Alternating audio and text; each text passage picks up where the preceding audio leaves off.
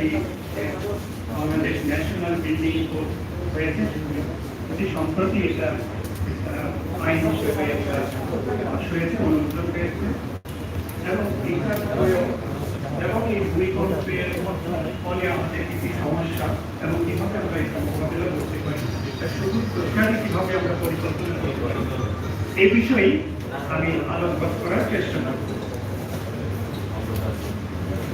প্রথমে আমরা বুঝি যে ভূমিকম্পের ঝুঁকি বলতে কি বোঝায়। ঝুঁকি মানে রিস্ক।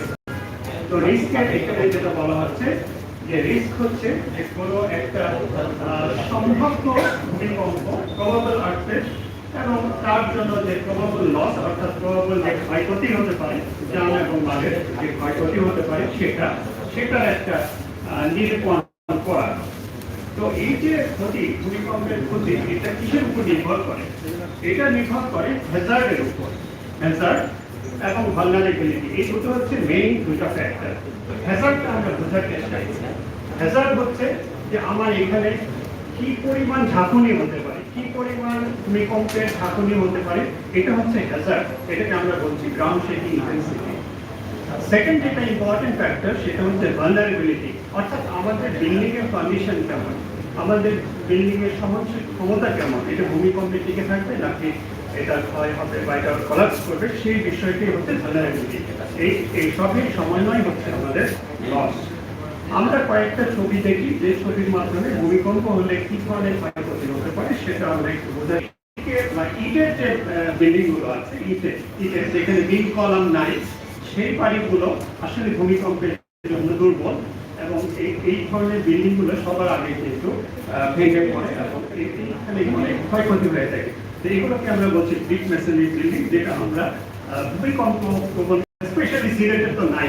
সিলেট হচ্ছে বাংলাদেশের সবচেয়ে বেশি ঝুঁকিপূর্ণ স্থানের মধ্যে পড়ে সিলেট।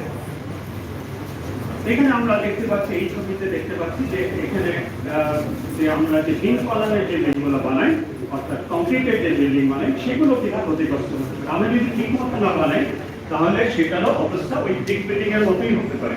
সেই ছবিগুলো এখানে আমরা নেপালের ভূমিকম্পের ছবি দেখতে পাচ্ছি। আমরা এরপরের ছবিটা আসি। এখানে দেখা যাচ্ছে যে বিল্ডিং এর উপরে অংশ ঠিক আছে, কিন্তু নিচের তলা নাই। নিচের তলা কিন্তু মুচড়ে গেছে এই জন্য যে বিল্ডিংটা রেগুলার বিল্ডিংটা, এটা শেপটা একটু ইরেগুলার, এখানে স্টিফনেস ইরেগুলারিটি আছে, টেকনিক্যাল টার্ম ইউজ করছি। বাট এই ধরনের ইরেগুলার স্ট্রাকচার হলে এই ধরনের সমস্যা হতে পারে। আমরা আরেকটা যে ঝুঁকি আছে যেটা ভূমিকম্প হলে হয়, সেটা হচ্ছে আগুন। আমাদের এত গ্যাস লাইন আছে, বাসায় বাসায় গ্যাস লাইন আছে, এখানে থেকে যাতে ভূমিকম্পের সময় যেন আগুন না লাগে সেই বিষয়টা আমাদের খেয়াল রাখতে হবে। এবং এর পরের ছবিটা হচ্ছে যেখানে নদী আছে বা যেখানে সমুদ্র আছে, সেই জায়গায় কিন্তু সয়েলের একটা মুভমেন্ট হয়। সয়েলের মুভমেন্ট হলে সেই জায়গায় কিন্তু ক্ষয়ক্ষতি হতে পারে। এরপরে আসি আমরা এই ছবিতে, এটা হচ্ছে সয়েল রিলেটেড, মাটি রিলেটেড প্রবলেম। আমরা বাঁ পাশের যে ছবিটা দেখতে পাচ্ছি, বাঁ পাশের ছবিটা হচ্ছে সয়েলটা কিন্তু লিকুইডের মতো হয়ে গেছে। সয়েল কিন্তু সয়েলের মতো নয়, তার ধারণ ক্ষমতা নাই। এবং এর ফলে হচ্ছে কি বিল্ডিং গুলো কিন্তু ঠিকই আছে, কিন্তু খারাপ হয়ে গেছে। অর্থাৎ এখানে মাটির কোনো ভার বহন করার জন্য ক্ষমতা নাই। ক্ষমতা নাই, এই ধরনের প্রবলেম হবে কিনা সেটাও আমাদের মাথায় রাখতে হবে। আর এরপরে ডান দিকে যে ছবিটা, সেখানে আমরা দেখতে পাচ্ছি এটা জাপান। বিল্ডিং কিন্তু পারফেক্ট, মানে বিল্ডিং এর স্ট্রাকচার কিন্তু পারফেক্ট, কিন্তু এই বিল্ডিং আসলে ভেঙে ফেলতে হবে।